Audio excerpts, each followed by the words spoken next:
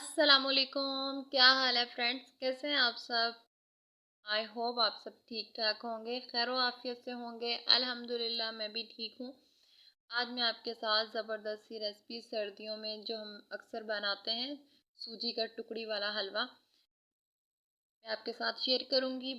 और बनाने का तरीका भी कैसे बनता है, सॉफ्ट सा, क्रीमी, बहुत मज़े सा, दानेदार सा।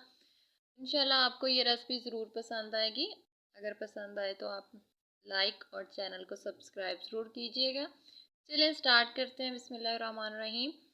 ये कढ़ाई ली, उसमें मैंने आधा कप ऑयल लिया है। ऑयल ले लें, घी ले लें, कुछ भी ले लें। तो ये मैंने ऑयल लिया है। तो इसी कप से 2 कप मैंने सूजी का नाप किया हुआ है। 2 कप सूजी लेनी है और उसी हिसाब से हम बाकी मेजरमेंट इसी कप से करेंगे। ये 2 कप सूजी मैंने इसमें ऑयल में मैंने ऐड कर दिए। सूजी को हमने लाइट ब्राउन सा नहीं करना, बस थोड़ा सा भूनेंगे हम इसको। सूजी को हल्की सी जब खुशबू आएगी ना, तब हमने बस कर देना है सूजी को भूनना। ज़्यादा सूजी को भूनेंगे फिर कलर इसका लाइट ब्राउन सा हो जाएगा, पिंक सा शेड हो जाएगा। लेकिन हमने वो वाला शेड नहीं करना, हमने बर्फ़ी वाला इसको टेक्सचर देना है। ये 5 टेबल स्पून दूध है और इसके अंदर बलाई है। जो हम दूध बॉयल करते हैं उसके ऊपर बलाई आती है, ये उसी के दूध के अंदर है, मैंने निकाली नहीं। ये जो बलाई है ये वो क्रीम का और खोए का काम करेगी। ये बहुत अच्छा सा इसका क्रीमी सा टेक्सचर बन जाएगा। ये याद रहे कि जब हमने दूध डालना है सूजी के अंदर तो आंच बिल्कुल बंद होनी चाहिए। आंच नहीं चलाएंगे और ये चूल्हा बंद है, तब हमने दूध थोड़ा थोड़ा करके डालना है।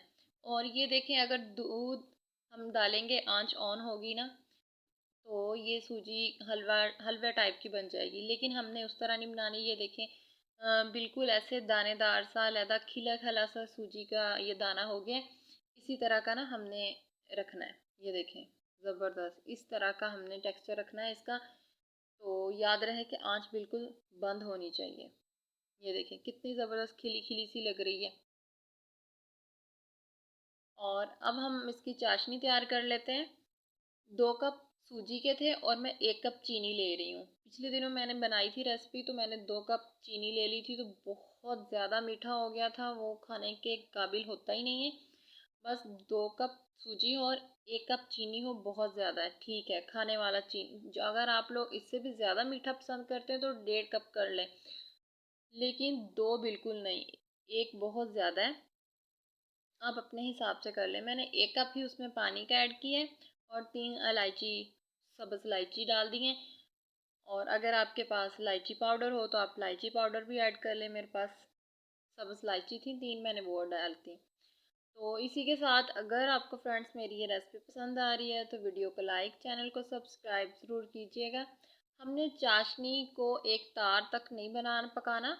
जब हल्का सा चिपचिपा सा पन आ जाएगा इसमें, मतलब एक तार से थोड़ा सा पहले, अगर एक तार हम बना लेंगे ना, वो फिर कड़कदार वो बन जाएगी, फिर सॉफ्ट सी वो बर्फ़ी नहीं बनेगी, वो बहुत हार्ड हो जाएगी। तो इस तरह की हमने चाशनी तैयार करनी है।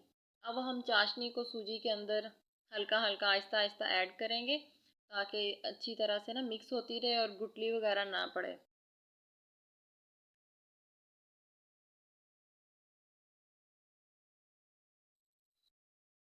सही, तो इसी के साथ आप मतलब चम्मच चलाते रहें। और एंड में मैंने 2 चम्मच देसी घी के ऐड किए, ताकि वो जो बर्फ़ी के ऊपर शाइन सी होती है ना, तो वो बरकरार रहे।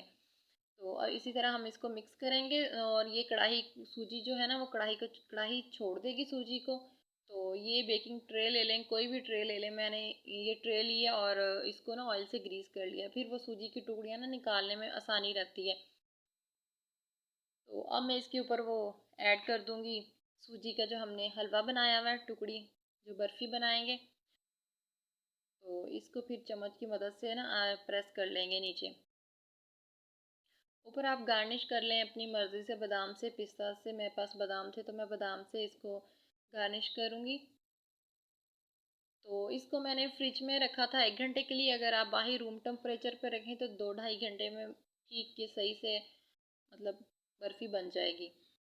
तो इसके सॉफ्ट ही ना मैंने ऊपर से फिर ये प्रेस कर दिया था।